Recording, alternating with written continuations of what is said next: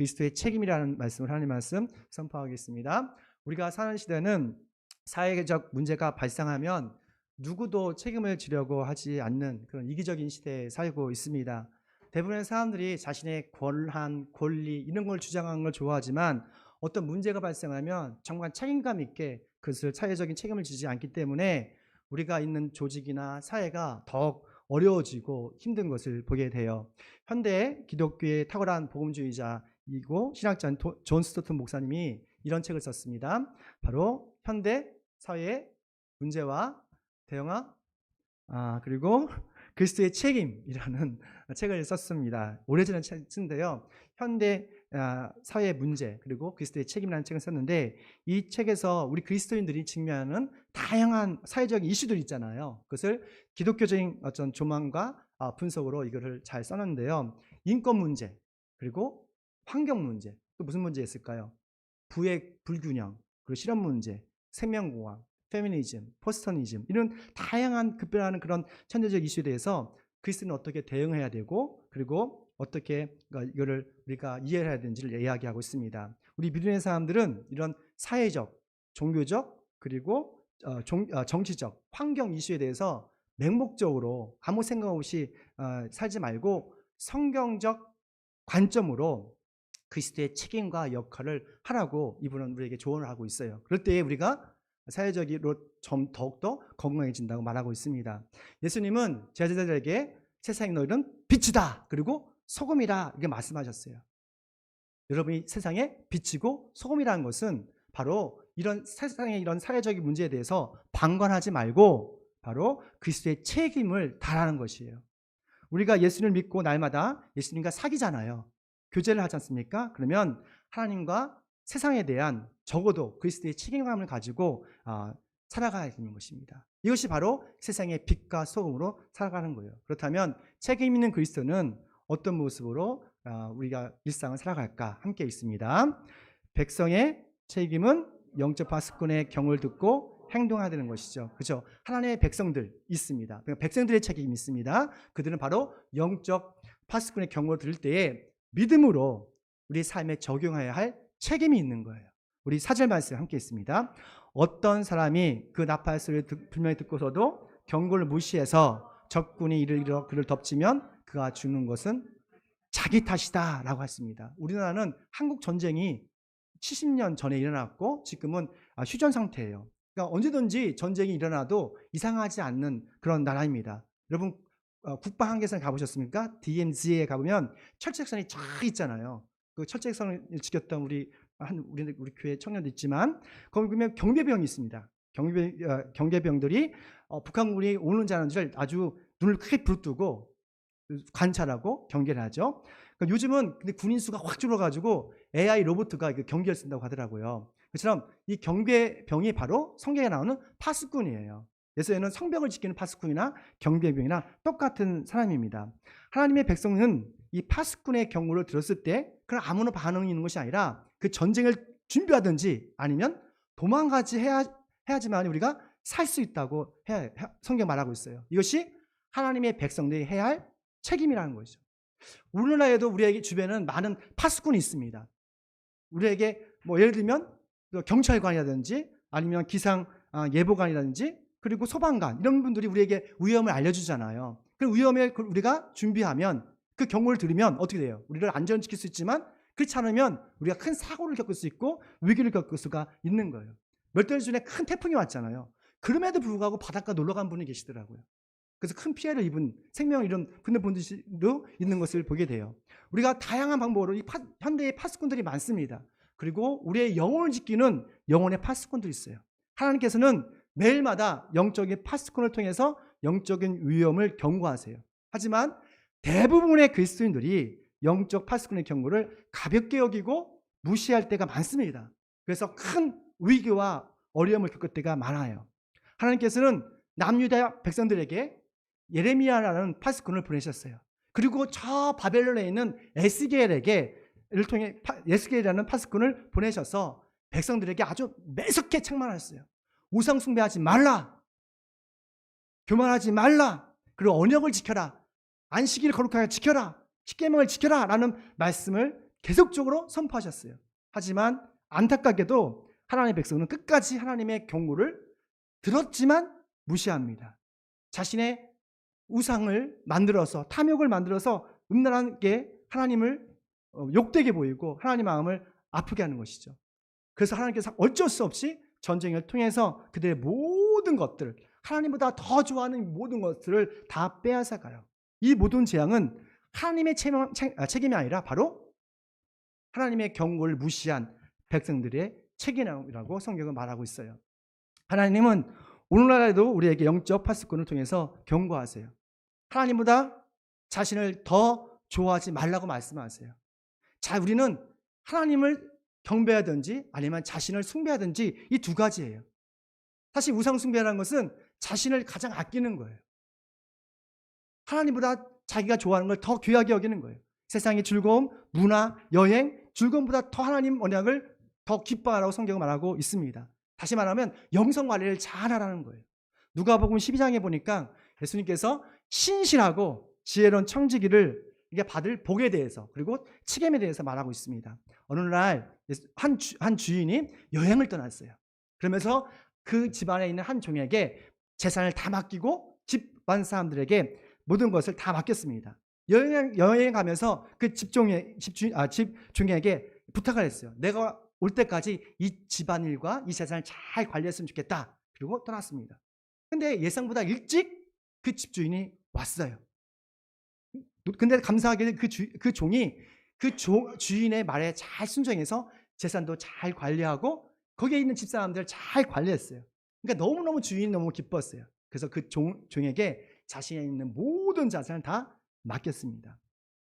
그러면서 예수님께서 뭐라고 말씀하시면 그 반대적인 사람도 있다는 거예요. 어떤 종은 주인이 늦게 거라고 생각하고 제멋대로 자신의 주인의 재산을 제멋대로 사용했어요. 그리고 집안에 있는 사람들을 갑질하고 흥청망청 마시고 즐겁게 살았습니다. 즉 청지기의 책임을 다하지 못했다고 했어요. 그래서 주님께서 그 청지기의 책임을 못한 그 사람에게, 종에게 이런 벌을 내십니다. 함께 있습니다. 누가복음 12장 47절. 주인의 뜻을 알고도 준비하지 않고 그 뜻에 행하지 않는 종은 많이 맞을 것입니다. 이 비유의 말씀은 너무 간단한 겁니다. 하나님은 우리의 주인이시고 우리는 하나님의 청지기예요. 우리의 자산, 우리의 인생, 우리의 시간, 우리의 이 모든 것은 하나님께서 잠시 이 땅에서 살도록 맡겨주신 거예요. 그 우리 맡겨주신 걸 어떻게 해요? 성실하고 지혜롭게 관리할 책임이 우리에게 있는 거예요. 하나님께서 우리에게 맡기신 사명이 무엇입니까? 바로 우리의 교회가 하나님의 사명이 될 수 있어요. 우리 가정이 하나님의 사명이에요. 우리의 영혼과 몸이 하나님의 사명이에요. 더 나아가서 우리 일상이 하나님께서 주신 사명이에요. 우리 모두가 맡겨진 이 모든 사명을 성실하고 지혜롭게 관리할 때, 책임을 다할 때 주님께서 우리를 칭찬하실 걸 믿습니다. 정말 우리에게 주신 이 모든 사명들을 잘 관리했으면 좋겠어요. 영성 관리를 했으면 좋겠습니다. 그리고 재정 관리도 잘했으면 좋겠어요. 건강 관리도 주님께서 맡겨주시기 때문에 건강 관리를 하는 거예요. 우리 교인들 요즘 운동을 열심히 한다고 들었습니다. 저도 열심히 운동하고 있습니다. 3kg나 빠졌습니다. 그리고 몸들이 점점 좋아지고 있어요. 어떤 청년들도 열심히 운동하도 좋은 거예요. 근데 왜 운동하십니까? 하나님께서 주신 몸이니까 운동하는 거예요. 하나님께 예배드리기 위해서, 하나님께 성교와 구제를 위해서 이 몸을 지키는 거예요. 영상관리 왜 합니까? 영상관리는 하나님과 교제하기 위해서, 날마다 주님께서 주시는 그 기쁨을 누리기 위해서 하는 거예요. 재정관리를 왜 해요? 그러면 하나님의 영광을 위해서 재정관리를 하는 거예요. 어떤 청년은 재정관리 못하는 청년들도 있어요. 미련한 거예요. 재정관리 똑바로 하십시오. 건강관리 지혜롭게 하십시오. 영상관리 바르게 하십시오. 하나님께서 기뻐하십니다. 그래서 하나님의 백성들은 하나님의 말씀을 듣고 또 그 말씀에 행동할 때 우리는 하나님께 기뻐하시는 청지기라 인정받을 걸 믿습니다. 두 번째입니다. 있습니다.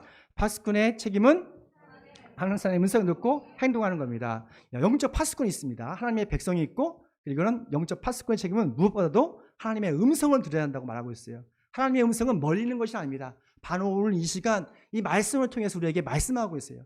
기록된 말씀, 선포되어진 말씀을 통해서 하나님 우리에게 말씀하고 있는 겁니다. 이런 말씀을 들었을 때 우리가 순종하는 것이 영적 파수꾼들의 책임이다라고 성경은 말하고 있어요. 7절입니다. 함께 있습니다. 너 사람아, 내가 너를 이스라엘 조선의 파수꾼으로 세웠다. 그러므로 너는 내가 하는 말을 듣고 다닐 것이니라. 그에게 경고하라. 여러분, 목회자는 최전방에 있는 영적인 파수꾼이에요. 가장 민감해요. 왜냐하면 항상 우리 교회를 생각하고 누구나 자거나 어디 가든지 항상 생각하기 때문에 민감하게 반응합니다. 그리고 주님께서는 항상 목회자를 통해서 교인들의 문제를 미리 알게 하실 때가 많아요. 하지만 하나님의 부르심을 받은 여러분도 영적인 파수꾼이에요. 영적인 여러분도 파수꾼이라고요. 영적인 파수꾼의 가장 중요한 책임은 세상의 잡다한 소리보다도 하나님의 음성을, 그 하나님의 음성에 귀를 기울여야 하는 거예요. 어느 조직에 가든지 참 말이 많습니다. 학교를 가든 직장에 가든 말이 너무 많아요. 근데 그 말 듣다 보면 그 바른 소리를 해요. 합리적이고 타당하는 소리를 해요. 근데 또 나의 주장도 또 맞는 것 같기도 하고 막 혼란스러워요. 여러분, 하지만 영적인 파수꾼들은 뭐 해야 돼요? 하나님의 음성을 먼저 생각하셔야 돼요. 남편의 말, 아내의 말, 상사의 말, 부하의 말 다 자기의 입장에서 하기 때문에 막 뒤죽박죽이에요. 근데 우리는 가장 먼저 하나님께 물어야 돼요. 하나님의 음성을 들어야 돼요. 이것이 바로 영적 파수꾼의 책임이라니까요. 요한복음 10장에 보면 예수님께서 양과 목자에 대한 이야기를 하세요. 양과 목자. 예수님은 자신을 선한 목자라고 하셨어요. 선한 목자는 양을 사랑하되 끝까지 사랑하시고 책임지되 끝까지 책임지신다고 말씀했어요. 양을 위해서 자신의 목숨까지도 내어주신다고 약속하셨어요. 정말 예수님은 우리를 지키기 위해서 자신의 생명까지 내어주셨잖아요. 정말 예수님 우리의 참 목자이십니다. 그러면서 양의 책임에 대해서 이야기하더라고요. 양들도 선한 목자의 음성을 들어야 된대요. 주님께서 우리를 자신의 생명까지 내어주시면서 우리를 양을 지키려 하지만 양이 목자의 말을 듣지 않으면 어쩔 수가 없대요. 양을 연구해 봤더니 양은 눈이 시력이 나쁘대요. 정말로 1m 앞밖에 안 보인대요. 그리고 풀을 좋아해요. 풀 내면서만 보고 막 풀만 뜯어 먹어요. 그래서 양들이 풀 뜯다가 절벽에서 떨어 죽는 경우도 많대요. 그리고 엉겅퀴에 가시풀이라든지 이런 것에 걸려가지고 넘어지면 이게 일어나지를 못한대요. 이게 그러면 늑대나 사자한테 먹잇감이 된다고 합니다. 그런데요, 놀라운 것은 양들은 목자의 소리를 듣는데요. 어디 멀리서 목자가 소리치면 그 소리를 듣는데요. 양의 책임은 아무리 많은 풀이 있을지라도 목자의 음성을 들을 때 모든 걸 내려놓고 그 음성에 따라서 살아갈 때, 그 길을 따라갈 때 우리는 풍성한 삶을 살 수가 있는 거예요. 양의 책임은 선한 목자의 음성을 듣고 순종하는 겁니다. 우리 요한복음 10장 27절 읽습니다. 내 양들은 내 목소리를 알아듣는다. 나는 내 양들을 알고 내 양들은 나를 따른다. 아멘. 우리는 영적 파수꾼이면서 예수님이 기르시는 어린 양이에요. 우리 앞에 있는 풀들 뭐가 있을까요? 여러분의 직장이나 일이나 계획 이런 것이 있을 수 있어요. 하지만 그런 것도 중요하지만 주님의 음성을 듣고 순종하는 책임이 더 중요하다고 성경은 말하고 있어요. 우리가 선한 목자이신 예수님의 음성을 듣고 순종하도록 노력하십시오. 그러면 우리가 일하는 것이 아니라 이 약속하신 하나님께서 우리를 대신해서 일하실 걸 믿습니다. 여러분의 인생을 책임져 주실 걸 믿습니다. 가장 선한 길을 인도해 주실 걸 믿습니다. 그래서 주님께서 오신 거예요. 또 영적 파수꾼에게 맡겨진 양들에게 우리가 양식을 먹이고 돌보고 양육할 책임이 있어요. 1차적으로는 저에게 있어요. 그렇죠? 여러분을 말씀으로 잘 먹이고 그리고 돌보고 그리고 양육하고. 제가 잘하고 있나요? 잘하고 있는 거네. 요한복음, 쟤는 성경 우리 여러분은 아무 생각 없이 설교를 듣는 것처럼 보이는데 집중해서 들으면 그 내용이 참 많다는 걸 여러분 느끼실 거예요. 우리 더불어교회는 1년에 창세기부터 요한계시록 전체를 한 번씩 다 설교를 합니다. 그 쉬운 설교는 아니에요. 최선을 다해서 저는 하나님께 주신 그런 영감으로 하긴 하는 건데 모르겠어요. 얼마나 이해하는지. 요한복음 21장에 보면 부활하신 예수님께서 갈릴리 바다에 가셨어요. 그곳에 가셔서 7 제자들과 베드로를 만나기 위해서 찾아가십니다. 그들이 예수님을 떠나서 다시 갈릴리에서 물고기 잡고 있을 때 하루 종일 물고기 잡았는데 많이 잡지 못했어요. 그들의 수고를 아시고 예수님께서 해변에서 숯불을 피워놓고 있었어요. 그리고 그곳에다가 생선 한 마리, 몇 마리를 굽고 계시고 그리고 빵도 굽고 계셨습니다. 새벽이 되었습니다. 아침이 돼서 제자들에게 구운 생선과 빵을 먹이셨어요. 이쯤 먹어봐, 이쯤 먹어봐. 야, 부활하신 예수님을 보았을 때 제자들이 얼마나 좋았을까요? 그러면서 예수님께서 베드로에게 이렇게 말씀하셨어요. 여러분 다 아시면 요한의 아들 시몬아, 네가 이 사람들보다 나를 더 사랑하느냐? 그러자 베드로가 주님, 그렇습니다. 내가 주님을 사랑하는지 주님께서 아십니다. 두 번째 물으셨어요. 요한의 아들 시몬아, 네가 나를 사랑하느냐? 주님 그렇습니다. 그래서 주님께서 내 양을 쳐라, 돌보라고 말씀하셨어요. 처음에는 주님께서 내 어린 양을 먹이라, 두 번째는 내 양을 쳐라. 또 세 번째 말씀하셨어요. 이거는 의도를 가지고 하신 말씀이죠. 왜냐하면 베드로가 세 번이나 예수님을 모른다고 부인했거든요. 그 부인을 회복시키기 원하시는 거예요. 그 상처를 치유하기 원하셨던 거예요. 그래서 세 번째 물으시죠. 요한 아들 시몬아, 네가 나를 사랑하느냐 하자 주님께서 모든 걸 아십니다. 내가 주님을 사랑하는지를 아십니다. 라고 신앙 고백을 해요. 그래서 예수님께서 내 양을 먹이라. 근데 내가 영어를 봤더니 다 내 양을 먹이라는 똑같은 게 아니라고요. 첫 번째는 어린 양을 먹이라, 두 번째는 나의 어린 양을 잘 돌봐라, 세 번째는 이 큰 그 어린 양을 먹여라, 이렇게 말씀하셨어요. 하나님께서 우리를 선택하시고 부르신 것은 우리에게 맡겨진 양을 먹이기 위해서, 양육하기 위해서, 돌보기 위해서 여러분을 부르신 거예요. 저는 저의 맡겨진 양이 있고 여러분은 여러분의 맡겨진 양이 있습니다. 그게 없다면 여러분 신앙생활 제대로 하지 않고 있는 거예요. 하나님께서는 여러분이 얼마만큼 성공했는지, 얼마만큼 돈 벌었는지 별로 관심이 없으세요. 주님께서 여러분이 맡겨진 그 영혼을 어떻게 잘 돌보고 있는지에 대해서 책임을 물으십니다. 우리 맡겨진 영혼이 우리 가족이 될 수 있어요. 우리 자녀가 될 수 있어요. 우리 남편, 아내, 또 더 나아가서는 우리 직장이 될 수 있어요. 직장 상사나 부하나 주변에 있는 우리 만나는 모든 사람들이 우리에게 주님께 맡겨진 어린 양이 될 수가 있어요. 그들에 대해서 우리가 어떻게 그들 말씀으로 먹이는지에 대해서 주님께서는 관심이 많으십니다. 그에 대해서 책임을 물으십니다. 우리가 세상을 구할 수 있는 게 아니에요. 그렇지만 우리 옆에 있는 사람들, 미운 사람도 있죠. 저도 껄끄러운 사람 한 사람 있어요. 그렇지만 여러분 절대 아닙니다. 저기 서울 사람이 있어요. 그렇지만 여러분, 우리는 그들을 주님께서 맡겨주셨다면 주님의 사랑으로 관심을 가지고 그들을 양육하고 돌보고 그리고 그들을 책임져야 할 책임이 있는 거예요. 주님께서는 여러분 통해서 하나님의 위대한 꿈과 비전을 이루시기를 소망합니다. 베드로전서 5장 2절 말씀에 주님께서 이렇게 말씀하셨어요. 함께 있습니다. 여러분 가운데 있는 하나님의 양떼를 먹이시오. 억지로 할 것이 아니라 하나님의 뜻을 따라 자진하고 더러운 이익을 탐할 것이 아니라 기쁜 마음으로 하십시오. 아멘. 이것이 우리의 책임입니다. 이런 그리스도의 책임을 다하시는 저에게 축원합니다. 아멘. 마지막입니다. 함께 읽을게요. 그리스도인의 책임은 아멘.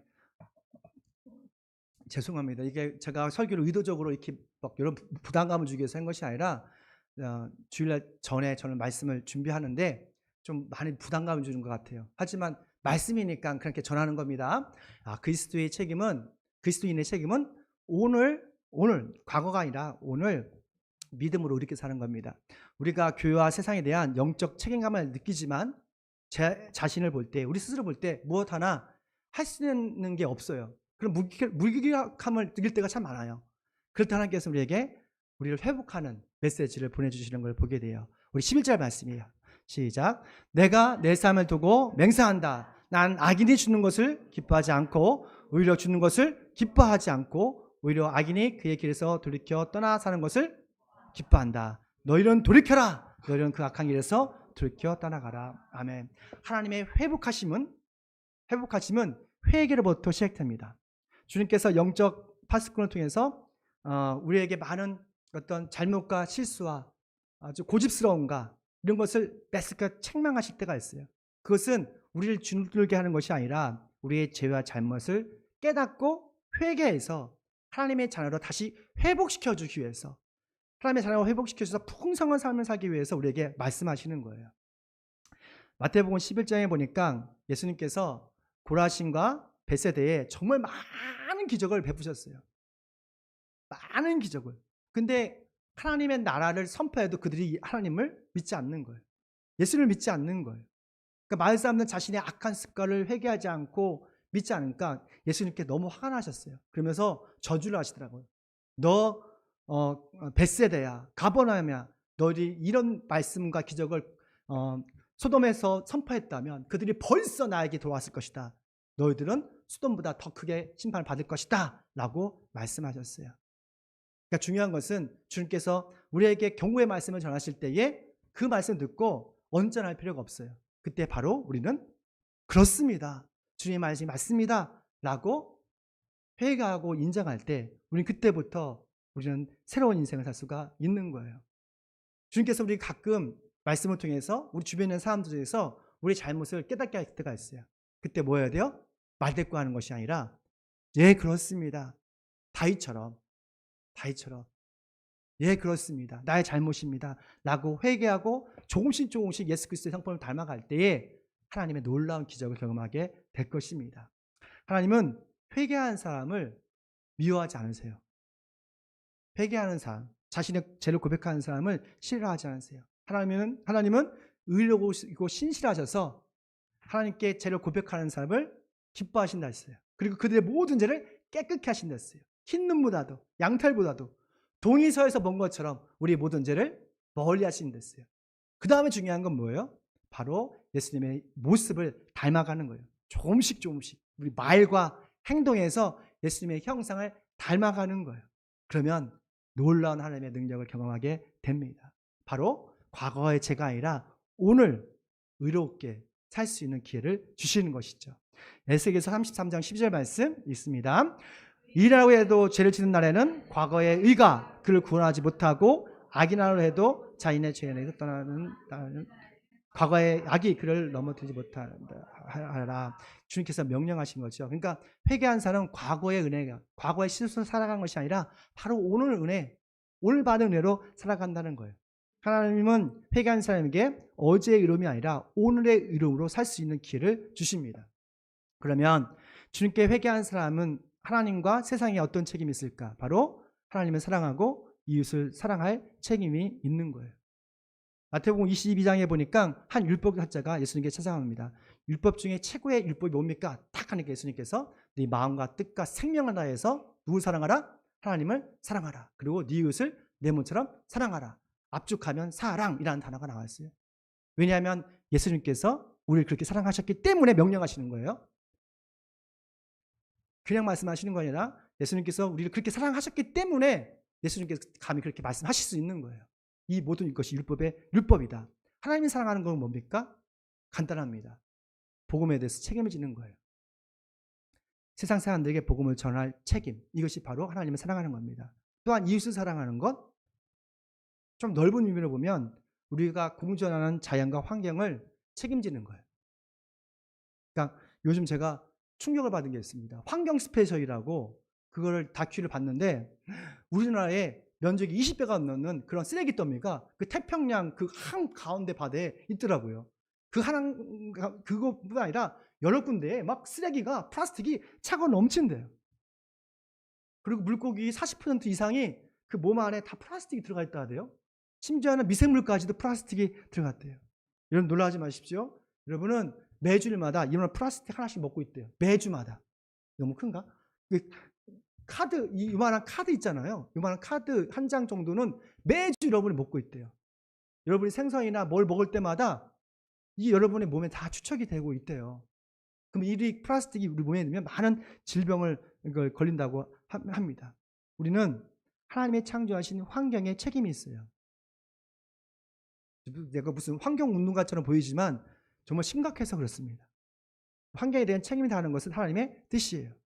창세기 1장 26절 말씀이니까 함께 읽을게요. 우리가 우리의 형상을 따라서 우리의 모양대로 사람들 많은 자, 그가 바다의 고기와 공중의 새와 땅에 사는 모든 들짐승과 땅에 기다리는 모든 들짐승을 다스리게, 잘 다스리고 관리하는 거 누구 책임이에요? 바로 저와 여러분의 책임이라고 합니다. 우리가 하나님과 세상 앞에서 책임 있는 그리스도인이 되길 소망합니다. 하나님께서는 창조하신 자연을 우리에게 맡기셨어요. 그리고 예수님께서 승천하시면서 이 세상의 모든 사람들을 우리에게 맡기셨어요. 우리가 하나님과 세상 앞에서